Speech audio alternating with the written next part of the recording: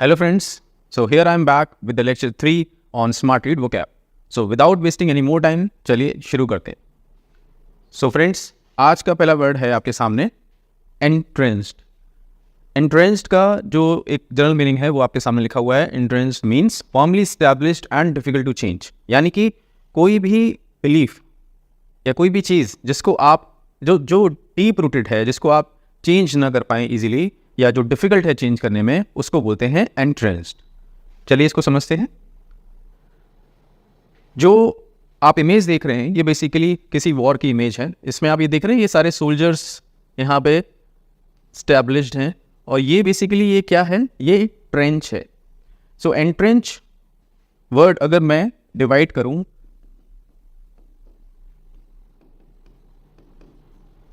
N जो prefix है basically इसका मतलब होता है टू पुट समथिंग इनटू, और ट्रेंच यानी कि खाई, यानी कि किसी भी चीज़ को या किसी सिचुएशन को डीपली स्टैब्लिश करना.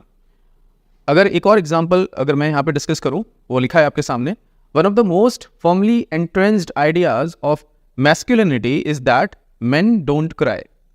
यहाँ पे एक बिलीफ की बात हो रही है. आपने देखा होगा अक्सर लोगों को मतलब बोलते हुए कि अरे यार लड़के रोते नहीं, आदमी रोते नहीं है, मर्द को दर्द नहीं होता. तो ये जो बिलीफ है ये क्या है, ये एंट्रेंस्ड है हमारे दिमागों में. शुरू से बार बार मूवीज़ के थ्रू या आपने पेरेंट्स से भी सुना होगा लड़के नहीं रोते हैं, लड़के नहीं रोते हैं. सो ये बेसिकली एक बिलीफ है जो कि एंट्रेंस्ड है. सो आई होप आपको एंट्रेंस का मीनिंग क्लियर हो गया होगा. चलिए अब बात करते हैं इसके सिनोनिम्स एंड एंटोनिम्स की. सिनोनिम्स में हमारे पास हैं ingrained, established and deep rooted. ये डीप रूटेड बहुत अच्छा वर्ड है इसको याद रखने के लिए. सो एंटोनिम्स की बात करें अगर, सो एंटोनिम में सबसे ऊपर है सुपरफिशियल यानी ऊपरी सतही, यानी जो गहराई में ना हो. फ्लेक्सिबल जो बदल सके, एंट्रेंस जो बदल ना सके, फ्लेक्सिबल जो बदल सके, टेम्पररी कुछ समय के लिए. सो अगेन ये एक एंटोनिम हो सकता है. एंट्रेंस्ड लंबे समय तक एक बिलीफ पर आप टिके हुए हैं, टेम्पररी यानी कि आप बदल रहे हैं उसको, फ्लेक्सिबल हैं आप, टेम्पररी बिलीफ सिस्टम है आपका. So I hope the word is more clear now. अब आते हैं नेक्स्ट वर्ड पे. नेक्स्ट वर्ड नहीं है, बेसिकली एक फ्रेज है, rule of thumb. A rule of thumb is a general guideline और principle that's easy to remember and is often used to make quick decisions or judgments. Basically rule of thumb का मतलब होता है एक आम principal जिसको आप commonly apply कर सकते हो डिसीजन मेकिंग में. अगर मैं इसको कॉन्टेक्स्ट के साथ समझाऊं तो ज़्यादा आपको समझ में आएगा. For most of the businesses earning blank is a fundamental rule of thumb. अब मैं अगर आपसे बात करूं बिजनेसेस में, बिजनेस के कॉन्टेक्स्ट में जो बेसिक प्रिंसिपल होता है, अगर किसी बिजनेस को आप बिजनेस बोलेंगे तो क्या बोलेंगे, वो क्या कर रहा होगा कि आप उसको बोलेंगे कि वो एक सक्सेसफुल बिजनेस रन कर रहा है, वो कर रहा होगा प्रॉफिट अर्न. तो यहाँ पे आपको क्या फिल करना है, प्रॉफिट्स. अगर कोई बिजनेस प्रॉफिट बना ही नहीं रहा है, मतलब अगर हम आम बिजनेस की बात करें तो आप बोलेंगे ये बिजनेस तो लॉस में चल रहा है और वो सस्टेन नहीं कर पाएगा लॉन्गर रन में. तो यहाँ पे रूल ऑफ थंब समझ में आया हो. एक मतलब कॉमन लाइफ में अगर मैं बात करूँ रूल ऑफ थंब में, हमारी मदर्स जो किचन में काम करती हैं, अक्सर जो हाउस वाइफ्स होती हैं वो जो किचन में काम करती हैं, तो वो क्या बोलती हैं, वो हमने देखा होगा कि अगर उनको 1 कप राइस को अगर कुक करना है तो वो अक्सर आपने देखा होगा वो क्या करती हैं, 2 कप्स ऑफ वाटर यूज़ करती हैं. तो एक ये थंब रूल है. अगर आपको राइस को कुक करना है कि 1 कप राइस है अगर क्वांटिटी में, तो उसके लिए आपको 2 कप पानी चाहिए होगा कुक करने के लिए, बॉईल करने के लिए. सो आई होप आपको समझ में आ गया होगा रूल ऑफ थंब का मतलब. चलिए अब बात करते हैं इसके सिनोनिम्स एंड एंटोनिम्स की. जनरल प्रिंसिपल, आम सिद्धांत, गाइडलाइन, अगेन स्टैंडर्ड प्रैक्टिस जो कि स्टैंडर्ड है सभी कॉन्टेक्स्ट में. बेसिक रूल, अगेन जो बात अभी हमने थोड़ी देर पहले की, जो बेसिक आम बातें हैं. एंड अगर एंटोनिम्स की बात करें, स्ट्रिक्ट रूल यानी कि एक पर्टिकुलर रूल, एक सर्टेन गाइडलाइन जो वहाँ किसी पर्टिकुलर कॉन्टेक्स्ट में यूज़ हो रही हो, उसके लिए हम बोलेंगे वो एंटोनिम है. स्पेसिफिक गाइडलाइन अगर इसको समझना हो तो ऐसे समझ सकते हैं कि अगर बिजनेस के कॉन्टेक्स्ट में बात करूँ तो बिजनेस में बोला जाता है कस्टमर इज़ द किंग, या फिर ये बोला जाता है कि अगर आपको अच्छा बिजनेस रन करना है तो आपके कस्टमर्स को आपको हमेशा सुनना चाहिए. अब अगर मैं बात करूँ कि कोई ऑर्गेनाइजेशन है जो वो भी बोले कि हमें सुनना चाहिए, पर हमारा सुनने का जो मेथड है वो ये होना चाहिए कि हमें ईमेल पे ही बात करनी है, हमारी जो फर्स्ट ट्रांजैक्शन हो यूज़र से वो हमें ईमेल पे कम्युनिकेशन करना है. तो ईमेल के थ्रू कम्युनिकेशन करने के लिए के पॉइंट को बोला जाएगा कि ये स्पेसिफिक रूल है उस कंपनी का. तो वो रूल ऑफ थंब ना होके वो एक स्पेसिफिक सेट ऑफ गाइडलाइन है. रिगरस स्टैंडर्ड या फिर फॉर्मल प्रोसीजर, ये सारे एंटोनिम्स में कंसीडर होंगे हमारे इस फ्रेज के लिए, रूल ऑफ थंब के लिए। चलिए वो करते हैं नेक्स्ट वर्ड पे। नेक्स्ट वर्ड है आपके सामने परवर्सली। परवर्सली एक एडवर्ब है that means in a way that is contrary to what is expected और desired and often in a harmful और काउंटर प्रोडक्टिव मैनर। यानी जो सोचा आपने उसके ऑपोजिट में अगर कुछ हो जाता है तो आप बोलते हैं कि ये परवर्सली हो गया। एग्जाम्पल से समझते हैं अगेन। ये एक स्क्रीनशॉट लिया मैंने यूट्यूब से। लौकी जूस यानी कि बॉटल गार्ड का जूस पीने से किसी व्यक्ति की मौत हो गई इंदौर में।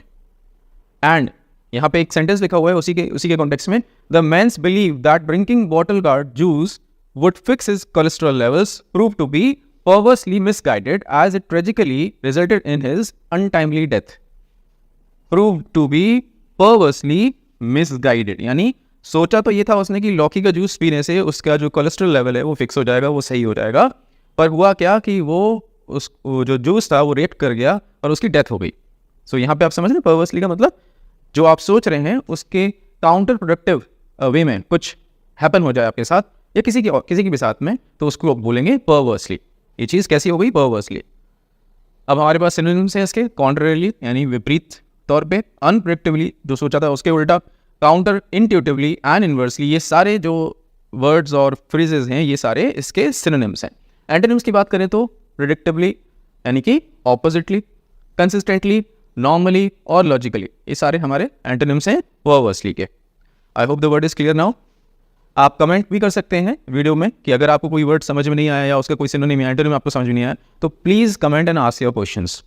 चलिए नेक्स्ट वर्ड कोलिशन। बहुत कॉमन वर्ड है, वो सुना होगा आपने, बट स्टिल मैंने सोचा ये इंपॉर्टेंट है। पैसेज में जो हमारा जो स्मार्ट रीड ड्रिल नंबर 3 का जो पैसेज है उसमें ये वर्ड आया है, सो उसके कॉन्टेक्स्ट में आपको समझाने की कोशिश करूंगा। So coalition refers to a temporary alliance और partnership between different groups or factions with the goal of achieving a common objective। यानी किसी कॉमन ऑब्जेक्टिव को अचीव करने के लिए जो टेम्पररी अलायंस यानी संगठन में नहीं गठबंधन जो बनते हैं, दो पार्टीज या फिर दो ग्रुप्स या दो से ज़्यादा ग्रुप्स मिलते हैं जब आपस में किसी कॉमन ऑब्जेक्टिव के लिए, तो हम बोलते हैं कि इनका कोलिशन फॉर्म हुआ है। चलिए इसको भी समझते हैं। ये इमेज आप देख रहे हैं, ये अलग अलग लोगों के हाथ हैं एक साथ जुड़ रहे हैं, यानी कि चलो एक साथ मिलकर किसी पर्टिकुलर ऑब्जेक्टिव पे काम करते हैं, एक पर्टिकुलर गोल पे काम करते हैं और लेट्स मेक इट सक्सेसफुल। अब ये आज की ही न्यूज़ है। कल आपको पता होगा कि ईरान ने इजराइल के ऊपर कई सारी मिसाइल्स दागी और इजराइल ने सक्सेसफुली वो सारी मिसाइल नलीफाई कर दी। सो इस अटैक को नलीफाई करने के लिए इजराइल ने बोला है, Israel credits international coalition. Israel ने बोला है कि इंटरनेशनल कोलिशन ने इस जो हमला हुआ जो इजराइल के ऊपर उसको नलीफाई करने में हेल्प की। अब इस इंटरनेशनल कोलिशन में इजराइल का जो मीनिंग है बोलने का वो क्या है कि इजराइल को जो हेल्प कर रही हैं वो हेल्प कर रही हैं यूएस, ब्रिटेन और फ्रांस की मिलिट्री। सो वो जो कॉमन गोल है इन तीनों मिलिट्री और इजराइल की मिलिट्री का, चारों को मिला के जो ऑब्जेक्टिव है, कॉमन ऑब्जेक्टिव कि हमें हमास या फिर ऐसे अटैक से बचाना है इजराइल को, उसके लिए यहाँ पे ये कॉन्टेक्स्ट मेंशन्ड है। ठीक है, नीचे भी लिखा है Israeli leaders on Sunday credited an international military coalition with helping थॉट a direct Iranian attack involving hundreds of drones and missiles. So I hope आपको समझ में आया होगा कोलिशन का क्या मतलब है। चलिए बात करते हैं इसके सिनोनिम्स की। अलायंस, अगेन पार्टनरशिप, बहुत ईजी वर्ड्स हैं, union and confederation. Then antonyms की बात करें तो डिवीजन यानी बंटवारा हो गया, डिसयूनिटी, सेपरेशन अलग हो गए, डिस्कॉर्ड झगड़ा मतभेद। सो ये सारे हमारे एंटोनिम्स थे कोलिशन के। सो गाइज आई होप आज के चारों वर्ड्स आपको क्लियर होंगे। आई वंस अगेन स्टेट कि अगर कोई भी वर्ड्स, कोई भी मीनिंग, कोई भी कॉन्टेक्स्ट आपको समझ में ना आया हो, please drop your comments and ask your questions. And once again I would like you to mention your reading comprehension speed and level in the comment box after you attempt this particular smart read drill number 3। चलिए, और जैसे कि मैं हमेशा बोलता हूँ, I am just a message away. Flat को लेके या किसी और लॉ एग्जाम को लेके कोई भी इशू हो, नो मैटर आप किसी भी इंस्टीट्यूट से जुड़े हो, आपको कोई भी इशू हो, just reach out to us, I am there for your help. So guys जल्दी मिलता हूँ नेक्स्ट वीडियो के साथ, नए वर्ड्स के साथ। Thank you very much.